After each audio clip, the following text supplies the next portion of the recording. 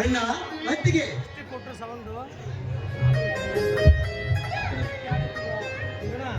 ಬಾರಪ್ಪ ಮೈತ್ರಿ, ಈಗ ಬಂದಿಯಾ? ಹೌದು ಅತ್ತಿಗೆ ಅಮ್ಮ, ಈಗ ತಾನೇ ಬಂದಿದ್ದೇನೆ. ಇದೇನಪ್ಪ ತಮ್ಮ, IPS ಪರೀಕ್ಷೆ ಬರೆಯುತ್ತೀನೆಂದ ಹೋದ ನೀನು ಬಾಕಿ ಅರಿವಿಯನ್ನು ಧರಿಸಿಕೊಂಡು ಬರುವುದನ್ನು ಬಿಟ್ಟು ಮಣ್ಣಿನ ಮಗನಂತೆ ರೈತರ ಉಡುಪು ಧರಿಸಿ ಬಂದಿದ್ದೀಯಲ್ಲಪ್ಪ, ಏನಪ್ಪ ಸಮಾಚಾರ? ಅಣ್ಣ, ನಿಜವಾಗಲೂ ನಾವು ರೈತನ ಮಕ್ಕಳಲ್ಲವೇನಣ್ಣ? ಅಣ್ಣ, ಕೋಟಿ ವಿದ್ಯೆಗಿಂತ ಮೇಟಿ ವಿದ್ಯೆ ಮೇಲೆಂದು ಈ ಗಾದೆಯ ಮಾತಿದೆ. ಈ ರೈತನೇ ರಾಷ್ಟ್ರದ ಬೆನ್ನೆಲುಬು, ಈ ರೈತನ ಮಕ್ಕಳೇ ಈ ರಾಷ್ಟ್ರದ ಸಂಪತ್ತು ಎಂದು ಖಾಲಿ ಕಾಕಿ ಕಾವಿಗಳಂತೆ ಅಲ್ಲದೆ ಸಂತ ಶರಣರು ಕೂಡ ನುಡಿದಿದ್ದಾರೆ. ಅಣ್ಣ, ಒಕ್ಕಲಿಗ ಒಕ್ಕದಿದ್ದರೆ ಬಿಕ್ಕೂದ ಜಗವೆಲ್ಲ ಎಂದಾಗ, ಈ ರೈತ ಹಚ್ಚಿದರೆ ದೀಪ ಬೆಳಗುವುದು ಜಗವೆಲ್ಲ ಎಂದಾಗ, ಈ ರೈತನ ಮಕ್ಕಳೇ ಈ ದೇಶಕ್ಕೆ ಅನ್ನ ಹಾಕುವರು ಎಂದು ಹೆಮ್ಮೆಯಿಂದ ಹೇಳುವಾಗ, ಈ ರೈತನ ಮಕ್ಕಳಾಗಿ ಈ ರೈತನ ವೇಷ ಧರಿಸಿಕೊಂಡು ಬರುವುದರಲ್ಲಿ ತಪ್ಪೇನಿದೆ ಅಣ್ಣ? ತಪ್ಪೇನಿದೆ? ಮೆಚ್ಚಿದೆ ತಮ್ಮ, ಈ ನಿನ್ನ ಮಾತುಗಳನ್ನು ಮೆಚ್ಚಿದೆ ತಮ್ಮ. ಈ ನಿನ್ನ ನುಡಿಯನ್ನು ಕೇಳಿ ನಮ್ಮಂತ ಎಷ್ಟೋ ರೈತರ ಗಂಡನೆಯ ಭೀತಿಯೇ ಬಿಟ್ಟು ಹೋಯಿತು ತಮ್ಮ. ತಮ್ಮ, ಮೊದಲು ಈ ತಾಯಿಗೆ ನಮಸ್ಕರಿಸಪ್ಪ. ಆಯ್ತಣ್ಣ.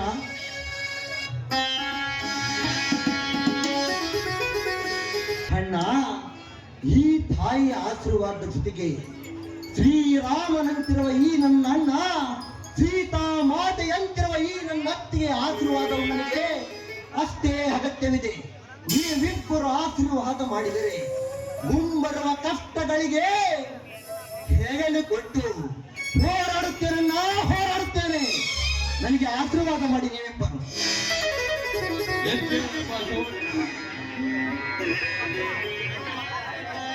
ಸಹೋದರ, ಈ ಭಾರತಾಂಬೆಯು, ನಮಗೆ ಜನ್ಮ ನೀಡಿದ ಈ ಭಾರತಾಂಬೆಯು ರೌಡಿಗಳ ಹೊರಡಕ್ಕೆ ನಿರಾಶೆ ಎಂಬ ನಿಟ್ಟುಸಿನಿಂದ ಬಳಲಿ ಲಂಚವೆಂಬ ಸರಪಳಿಯಿಂದ ಕಟ್ಟಿಸಿಕೊಂಡು ಸದಾ ನರಳುತ್ತಿದ್ದಾಳಪ್ಪ.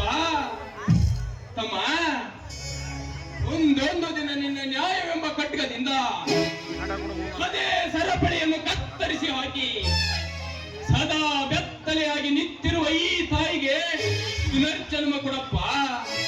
ಅಂದಾಗ ನೀನು ನನ್ನ ತಮ್ಮನಾಗಿ ಹುಟ್ಟಿದ್ದಕ್ಕೂ ಸಾರ್ಥಕವಾಗುತ್ತದೆ. ತಮ್ಮ, ಇದೇ ನನ್ನ ಫಲವಾದ ಆಶೀರ್ವಾದ. ಹೌದಪ್ಪ ಮೈದಿನ, ಬೆಳೆದ ಮಾಲೆಲ್ಲ ಕಳ್ಳ ಕದಿಮರ ಪಾಲಾಗಿ ದುಷ್ಟ ರಾಜಕಾರಣಿಗಳ ಹೊಡೆತಕ್ಕೆ ಸಿಕ್ಕು ಅಧಿಕಾರಿಗಳೆಲ್ಲ ರಾಕ್ಷಸರಾಗಿ ಭೂತಾಯಿನ ಮಾರಲು ಹೊಟ್ಟಿದ್ದಾರೆ. ಅಂತಹ ಪಾಪಿಗಳಿಗೆ ಬುದ್ಧಿ ಕಲಿಸಲಿಕ್ಕೆ ಬದ್ಧ ಅಧಿಕಾರಿಯಾಗಿ ನೀನು ಬರಬೇಕೆಂಬುದು ಈ ನಿನ್ನ ಅತ್ತಿಗೆ ಆಸೆ. ನಿಮ್ಮೆಲ್ಲರ ಆಶೀರ್ವಾದದಿಂದ ನಾನೊಬ್ಬ ದಕ್ಷ ಪೊಲೀಸ್ ಅಧಿಕಾರಿ ಆದರೆ ಕಂಡ ಹೆಂಡದಿಂದ ಕಂಡವರಿಗೆ ಕೈ ಮಾಡುವ ಆ ಬಂಡರ ರುಂಡವನ್ನೇ ಕತ್ತರಿಸುತ್ತೇನೆ. ಶ್ರೀಮಂತಿಕೆ ದರ್ಪದಿಂದ ಬಡವರನ್ನು ಒದ್ದಾಡುವ ಆ ರೌಡಿಗಳಿಗೆ ನಾನಾಗಸರ್ಪವಾಗಿ, ಹಣದ ಬಲದಿಂದ ಧರ್ಮದ ಜ್ಯೋತಿಯನ್ನು ಆರಿಸಿ ನಾನೇ ಅರಸನೆಂದು ಮೆರೆಯುವ ಆ ಕುನ್ನಿಗಳಿಗೆ ನಾಯಮನಾಗಿ, ಎತ್ತ ತಾಯಿಯ ಕತ್ತನ್ನೇ ಕೈಯಲ್ಲಿ ಹೊರಟಿರುವ ಆ ತಾಯಿ ಗಂಡನ ಮಕ್ಕಳಿಗೆ ನಾ ಪುಂಡ ಪರಶುರಾಮನಾಗಿ, ಸತ್ಯವೆಂಬ ಕೀರ್ತಿ ಶಿಖರದ ಮೇಲೆ ಮಮತೆ ಎಂಬ ಹಣತೆಯನ್ನಿಟ್ಟು ಮಮಕಾರವೆಂಬ ಎಣ್ಣೆಯನ್ನು ಹಾಕಿ ಶ್ರದ್ಧೆಯಿಂದ ಬತ್ತಿ ಹತ್ತಿಸಿ ನಿಮ್ಮಿಬ್ಬರ ಹೆಸರು ತರುತ್ತೇನಣ್ಣ. ಇದು ನಿಮ್ಮ ಪಾದದ ಮೇಲೆಯೂ ಸತ್ಯ.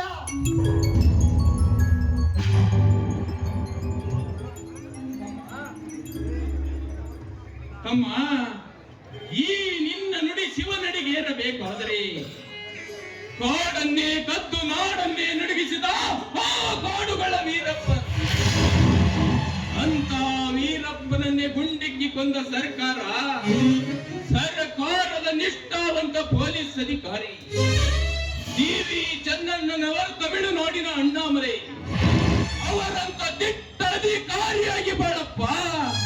ಇದೇ ನನ್ನ ಛಲ. ಅಣ್ಣ, ಸದಾ ನಿನ್ನ ಆಶೀರ್ವಾದ ನನ್ನ ಮೇಲಿದ್ದರೆ ಈ ನಾಡಿನ ದುಷ್ಟ ರಾಜಕಾರಣಿಗಳು ಪ್ರತಿನಿತ್ಯ ಲಂಚಕ್ಕೋಸ್ಕರ ಕೈ ಒಡ್ಡುವ ದುಷ್ಟ ಅಧಿಕಾರಿಗಳ ಹಣೆ ಬರಹವನ್ನೇ ಬದಲಾಯಿಸುತ್ತೇನಣ್ಣ, ಹಣೆ ಬರಹವನ್ನೇ ಬದಲಾಯಿಸುತ್ತೇನೆ. ಅಷ್ಟೇ ಅಲ್ಲಪ್ಪ, ಕಾಕಿ ಎಂದರೆ ಕಾನೂನನ್ನೇ ಪಾಲಿಸಿ ಎಂದರ್ಥ. ಲಂಚದಾಸೆಗಾಗಿ ತಮ್ಮ ಕಾನೂನನ್ನೇ ಮರೆತು ಎಷ್ಟೋ ಜನ ಲೋಕಾಯುಕ್ತರ ಬಳಿಗೆ ಸಿಕ್ಕು ಭ್ರಷ್ಟರಾಗಿದ್ದಾರಪ್ಪ, ಭ್ರಷ್ಟರಾಗಿದ್ದಾರೆ. ತಮ್ಮ, ಅವರಂತೆ ನೀನಾಗದೆ ಕರ್ನಾಟಕದ ಹೆಮ್ಮೆಯ ಪುತ್ರ ಲೋಕಾಯುಕ್ತ ವೆಂಕಟಾಚಲಾಧಿಕಾರಿ ಅವರಂತ ದಿಟ್ಟ ಅಧಿಕಾರಿಯಾಗಿ ಬಾಳಪ್ಪ, ಕೀರ್ತಿಶಾಲಿಯಾಗು. ಆಯ್ತಣ್ಣ, ನೀ ಹೇಳಿದ ಒಂದೊಂದೇ ಮಾತುಗಳನ್ನು ಈ ನನ್ನ ತಲೆಯಲ್ಲಿಟ್ಟುಕೊಂಡು ಈ ದೃಢ ಸರ್ಕಾರದ ಸೇವಕನಾಗಿ ಪ್ರಾಮಾಣಿಕತೆಯಿಂದ ಕೆಲಸ ಮಾಡಿದ್ದೇನಣ್ಣ.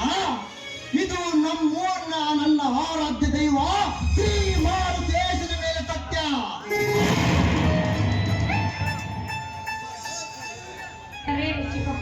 ಚಿಕ್ಕಪ್ಪ, ಓಹೋ, ಕುಮಾರ, ಶಾಲೆಯಿಂದ ಈಗ ಬಂದೇನು ಕುಮಾರ? ಹಾ ಚಿಕ್ಕಪ್ಪ, ಈಗ ಬಂದಿದ್ದೇನೆ. ಹಾ ಕುಮಾರ, ಶಾಲೆಯಲ್ಲಿ ನೀವು ಚೆನ್ನಾಗಿ ಓದುತ್ತೀಯ. ಚಿಕ್ಕಪ್ಪ, ನೀನು IPS ಪರೀಕ್ಷೆಯನ್ನು ಬರೆಯಲು ಹೋಗಿದ್ದೀರಲ್ವಾ? ಹೇಗೆ ಬರೆದಿದ್ದೀರಾ ನೀವು IPS ಪರೀಕ್ಷೆಯನ್ನು? ನೋಡು ಕುಮಾರ, ನಾನೇನು IPS ಪರೀಕ್ಷೆಯನ್ನು ಚೆನ್ನಾಗಿ ಬರೆದಿದ್ದೇನೆ, ಒಳ್ಳೆಯ ರ್ಯಾಂಕಿಂಗ್ ಕೂಡ ಬರುತ್ತದೆ. ನೋಡು ಕುಮಾರ, ನೀನು ಈ ವರ್ಷ ನಮ್ಮ ತಾಲೂಕಿಗೆ ಅಷ್ಟೇ ಅಲ್ಲಪ್ಪ, SSLC ಪರೀಕ್ಷೆಯಲ್ಲಿ ನಮ್ಮ ಜಿಲ್ಲೆಗೆ ರ್ಯಾಂಕ್ ಬರಬೇಕು, ತಿಳಿಯುತ್ತೆ ಕುಮಾರ? ಹಾ ಚಿಕ್ಕಪ್ಪ, ಬರುತ್ತೇನೆ. ಇದೆಲ್ಲದಕ್ಕೂ ನಿಮ್ಮ ಆಶೀರ್ವಾದ ಬೇಕು ಚಿಕ್ಕಪ್ಪ. ಆಶೀರ್ವಾದ ಮಾಡಿ. ಹೇಳು ಕುಮಾರ, ಈ ನಿನ್ನ ಚಿಕ್ಕಪ್ಪನ ಆಶೀರ್ವಾದ ಸದಾ ನಿನ್ನ ಮೇಲೆ ಇದ್ದೇ ಇರುತ್ತದೆ. ಮುಂಬರುವ ದಿನಗಳಲ್ಲಿ ಆ ದೇವರು ನಿನಗೆ ಎಲ್ಲ ಆರೋಗ್ಯ ಐಶ್ವರ್ಯ ಕೊಟ್ಟು ನೀನು ಮುಂದಿನ ದಿನದಲ್ಲಿ ಒಳ್ಳೆಯ ದೊಡ್ಡ ಅಧಿಕಾರಿಯಾಗಿ ಸರ್ಕಾರದ ಸೇವಕನಾಗಿ ಕೆಲಸ ಮಾಡುವಂತೆ ಆಶೀರ್ವಾದ ನೀಡಲಿ ತಮ್ಮ. ಹಾ ಚಿಕ್ಕಪ್ಪ, ಅಪ್ಪ ಅಮ್ಮ ನೀವು ಕೂಡ ಆಶೀರ್ವಾದ